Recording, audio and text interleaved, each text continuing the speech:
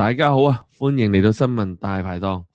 咁咧就話啦，父子咧就好感恩啦。其實喺呢場大火入邊咧，可以執翻條命啊。咁爸爸啦就喺個樓梯嗰度啦，其實就冇晒力啊，即係都等待救援啦，好嘛？咁但係啦，消防員啊就話到明咧，佢哋話到明咧，消防員遲一個鐘頭啦，我都拜拜噶啦。其實咧，對於一啲依個咁嘅父子嚟講啦，其實話就話，喂，真係咁樣執翻條命，但係對佢哋嘅心理影響非常之重大。咁我哋一齊嚟睇睇佢哋嘅訪問啊！唔該晒主持，歡迎大家再次返嚟大排檔。開始前請大家訂閱同讚好呢條影片，有意見歡迎下面留言。唔該各位大排檔嘅老友記，歡迎收睇。今日同大家講嘅呢單新聞係關於大埔宏福苑大火嘅後續。火災發生之後，受影響嘅居民陸續獲准返上樓執拾物品。其中宏昌閣嘅一對劉氏父子接受訪問，講返當日走火警嘅驚險過程，真係聽到都心寒。七旬嘅劉爸爸話：佢同個仔喺樓梯間遇到濃煙，行到一半已經體力不支、呼吸困難。好彩消防員及時趕到，如果遲一個鐘，佢就拜拜啦。個仔更加慘，為咗求救，用腳踢開着火嘅雜物，結果被燒傷。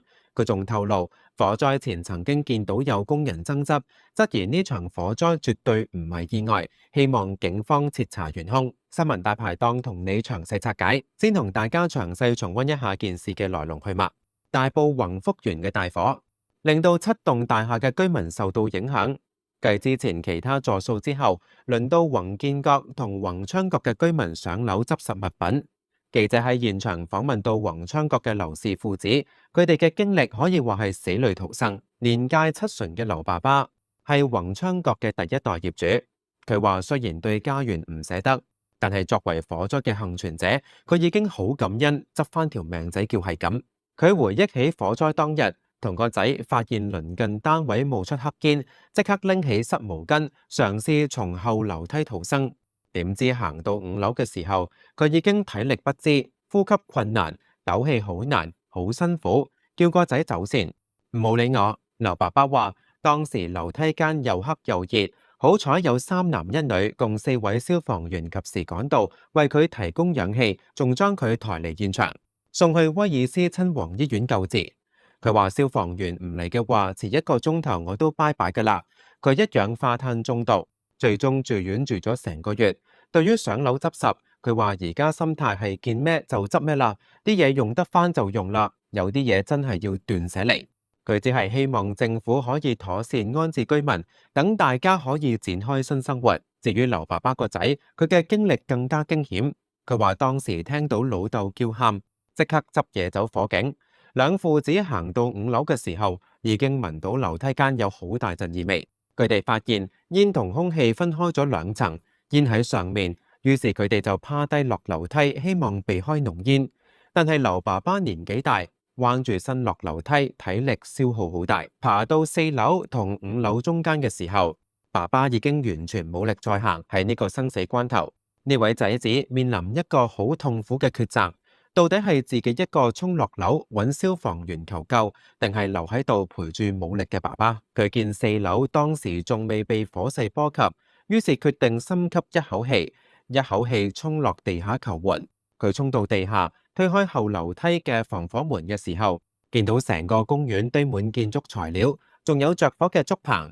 為咗盡快揾到救援，佢用腳踢開正在燃燒嘅雜物，結果俾火燒傷。佢隨即向現場嘅消防員求救，話4樓同5樓仲有人被困，而佢自己因為吸入大量濃煙，都支持唔住，暈咗喺地下。被送上救護車嘅時候，已經陷入半昏迷狀態。好彩消防員收到訊息之後，奮不顧身衝入火場搜救，最終順利救出佢爸爸。對於家園被毀，劉先生好無奈咁話，都冇辦法，要向前行，要接受現實咯。但係佢強調，比起業權等嘅問題，而家更應該關注嘅係事件嘅性質。佢強烈懷疑呢場火災係一宗刑事案件，有人蓄意做呢樣嘢。佢透露，火災前佢見到有工人或者判頭之間發生爭執。佢認為而家嘅調查委員會並冇着力關注工人當時究竟發生咩事，希望社會各界給予壓力，促請警方徹查元兇。佢仲話有啲事情已經同警方交代咗。劉先生亦都感謝醫護團隊嘅悉心照顧，仲特別向另一位喺火災中受重創、全身燒傷高達30%嘅傷者表達慰問，希望社會各界伸出援手。重溫完件事，我哋大排檔馬上同大家深入分析一下呢次宏福苑大火帶出咗乜嘢問題，同埋劉氏父子嘅經歷俾咗我哋咩啟示。首先，我哋要分析下煙囪效應下嘅逃生技巧。劉氏父子嘅經歷示範咗一個好重要嘅逃生知識。如果遇到大廈火災，而樓梯間已經有濃煙，千祈唔好直衝落樓，因為濃煙嘅上升速度好快，而且毒性好強。正確嘅做法係好似劉氏父子咁，盡量趴低，因為較接近地面嘅位置，空氣質素會好少少。如果情況許可，應該要揾一個有窗嘅安全地方暫時躲避，塞住門縫，等消防員救援。劉爸爸喺4樓同5樓之間體力不支，如果冇消防員及時趕到，後果不堪設想。第二，我哋要分析下消防員嘅英勇表現。劉爸爸話：消防員遲1個鐘我都拜拜。呢句說話反映出消防員喺火場嘅重要性。當日消防員冒住生命危險，衝入濃煙密布嘅樓梯間，成功救出劉爸爸。呢份勇氣同專業值得我哋致敬。同時，呢件事都提醒我哋消防員嘅資源同人手係咪足夠？面對大型火災，消防處嘅應變能力係咪可以應付？呢啲都係需要檢討嘅地方。第三，我哋要分析下火災原因嘅調查。劉先生透露，火災前曾經見到工人之間有爭執，質疑呢場火唔係意外。呢個講法非常嚴重。如果真係有人縱火，咁就唔單止係意外，而係刑事罪行。警方必須要徹查到底，包括工人嘅爭執內容，有冇可疑人士喺火災前出現，現場有冇助燃劑等。如果證實係縱火，一定要將兇徒繩之於法，還居民一個公道。同時，劉先生呼籲社會各界給予壓力，促請警方徹查，呢個呼籲值得支持。第四，我哋要分析下災後安置同支援。大火過後，居民嘅家園被毀，損失慘重。政府嘅安置工作係咪足夠？除咗提供臨時居所之外，仲有冇其他支援？例如心理輔導、經濟援助、協助居民處理業權問題等等。尤其係好似劉先生呢類傷者，佢嘅醫療費用、康復治療都需要政府同社會嘅關注。劉先生特別提到另一位全身燒傷30%嘅傷者，呢啲重傷者嘅後續照顧更加需要長期嘅支援。講完分析，我哋一定要睇下網民反應。